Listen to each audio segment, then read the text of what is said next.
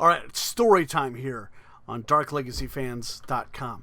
I'm going to tell you a little bit about Dark Legacy, where it's all, what the planet of Titan is all about, where we are in the story so far. So what Titan is this massive planet in a galaxy, somewhere else, in a dimension somewhere else, that kind of a thing.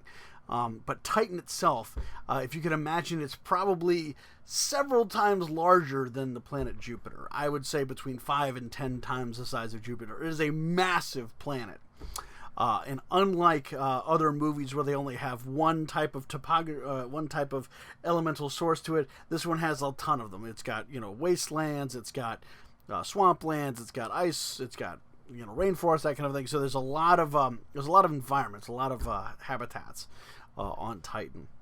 But how it all basically starts out is there's a lot of unknown region to it. There's a lot of unknown region to the scholars that have been recording the story of Titan. So they're really just focused right now on with the history of the three kingdoms.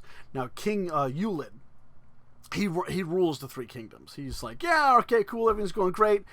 We got everything we kind of want, but I kind of want a little bit more. I want a little bit more than the other two kingdoms on either side, because I'm kind of in the middle here, and I need something that kind of makes me feel like I got a little bit more of an advantage. It gives me a little bit more of the Kingsman kind of feel, the vibe. So what he does is he sends out these little expedition forces. They kind of go out and they're go into the outer worlds and find me something cool, find me other civilizations, find me something that is awesome and cool. So one goes north into the mountains and he finds the Hawkmen, and then another one goes out to the east and south, and he finds the underwater city.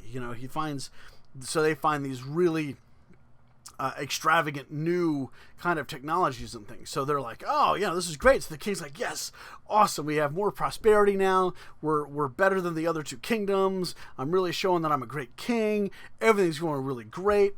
But again, I'm tired of being in the middle here. I want to kind of spread out. I want to kind of get out to where I can get to the ocean, or if I need to get if I want to get to these Hawkmen, because it's taking way too long to send these caravans out to to trade and things. So I want kind of an in between point. So he establishes these two colonies on either side of the other two kingdoms. So that way he can be like, okay, cool, I got one over there. So that way if there's any problem, I can crush him from both sides. Strategically, it makes a lot of sense. But the bad thing is when you send people out and you kind of don't get to rule them as you really do, they tend to rebel and want to do things themselves. We've seen that in countless history in our time. So so he's like, well, wait a minute, I can't rule you guys with the iron fist, and I'm not getting the kind of respect that I deserve, and so I'm just gonna either you guys come back or I'm gonna cut you off.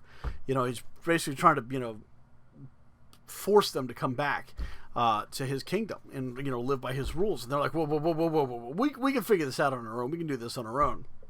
But these other two colonies are just like, well, we don't really have a government. We don't have money that the neighboring kingdom will recognize. We're not really getting any help. We're probably going to starve to death. We can't. We've got these really great things, but we don't have like an internal system to kind of, grow and become prosperous. So that's when this nobleman, the Kaiser, steps in, and he's like, hey, I got these great things called filters. And what they're going to do is they're going to be able to absorb the really great, magic that's kind of floating around, all the natural essences and stuff like that, and they're going to basically put it into this filter, and I'm going to provide you power, I'm going to provide you subordinate magic, and everything will be great, and you don't need to go back to King Ulid and his primary magic and his great technologies, because now we can have the same thing out here with these filters. So he basically makes a fortune for the kingdoms of these colonies, of the surrounding kingdoms and things like that, by selling these filters, and people can put the filters on to charge weapons and their houses and all kinds of stuff. So they're basically like giant batteries that kind of suck in the environment, more or less, elements of the environment to kind of power them. So And that's just kind of what Titan is. Titan's just like, it has this primary magic floating around, there's, wind magic and all this other stuff just kind of there. So these filters kind of act like batteries, or, holding the charge of these things in there. So, so all these kingdoms like, yeah, that's great, cool, we'll take that. Well, Yulid gets kind of ticked. He's like, well, wait a minute now. You're supposed to be showing me reverence, not selling me something that you took from my kingdoms, that kind of thing. So he gets really pissed. So he decides, all right, that's it. I'm just going to go ahead and we're just going to take care of this Kaiser. We're going to take his technology, and that's going to be the end of it. So he comes in there with his thought to be superior technology and his primary magic, and just gets knocked out, just completely, you're done. You're done, my friend. The Kaiser just is like, there it is. So you can take you and your other 2 kingdoms and get out.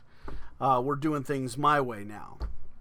So with that in mind, he starts to he secures a partnership with one of the surrounding kingdoms by marrying Princess Camilla, and then that way he solidifies the bond there. But at the same time, he's like, well, I know that there's the underwater city, there's the Hawkmen in the mountains. Those guys have some pretty awesome technologies and things like that. So I'm going to create this thing called Abigail. Now, what Abigail basically does is it is a device, of unknown look, or that I kind of imagine it as like a winged bird kind of thing. I mean, no one's ever seen it. Nobody knows what it looks like. Or did look like, I should say. So Abigail is tasked with finding the axe of the Hawkmen, or the sword of the underwater kingdom, and by destroying those 2 key weapons of the other rivals, he's hoping that he kind of knocks them out. And so Yulid is basically left with his kingdom, and the other kingdom right there, which is basically Oz's kingdom. So while this is all going on, he's like, okay, cool, we're just going to go ahead and take over a couple of little things like that. The kingdoms are breaking apart because they're like, well, if you can't keep us safe, we want to try to do things our own. We've got our own filters here. We kind of like the way the Kaiser's doing it. So all these city-states start breaking apart. So the kingdoms start to fold themselves. So Yulid is trying to hold on to his kingdom. The other ones are kind of falling apart into city-states. And Kaiser's just like taking all comers. All right, come on. All right, you wanna join up? That's cool. That's great. You don't want to join up? Smash, smash, smash. Now you're part of the Kaiser's kingdom, kind of a thing. So it's just one of those things that you either kind of join up or you get out. So as he picks up more and more power, he's gaining more and more thing. And it wasn't like one of these like rolling blitzkriegs of let's just take stuff over just because. It was hey, look, I have a better way for you to live. Let me do that for you. But as all things happen, he kind of wants to get a little bit more power himself, because he's trying to destroy these other things, and he's trying to gain more of this power. So Abigail finally finds the axe of the Hawkmen. Well, it does its job so well that it actually not only destroys the weapon, but destroys itself, we believe, as well as the city that it's in. So it just levels it. Just absolutely levels it. So while he's out, doing battle with Yulid, Camilla actually gets sick, and it's rumored that she died. While he's out just making more conquering, taking stuff over. Well, Yulid finally just falls. He's done. He's out of it. He can do no more. So now Kaiser takes complete control of everything. There's still a lot of city-states out there that are kind of, rebelling against them here and there, and that's kind of where the story picks up, where your heroes and of the the surrounding tribes and city-states and champions come from, and so that's kind of where we are. Is that the Kaiser has basically assimilated all of these city-states into one big powerhouse of awesomeness, and so he's using these filters to power his magic. Because, of course, he's not the most powerful sorcerer on the planet. That person disappeared 150 years ago. in the timeline because they were masters of primary magic.